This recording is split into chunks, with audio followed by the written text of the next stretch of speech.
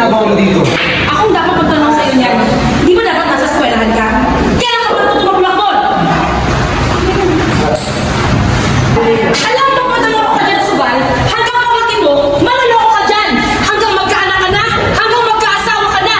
Mapamayaan mo yung buhay mo, maloloko yung buhay mo!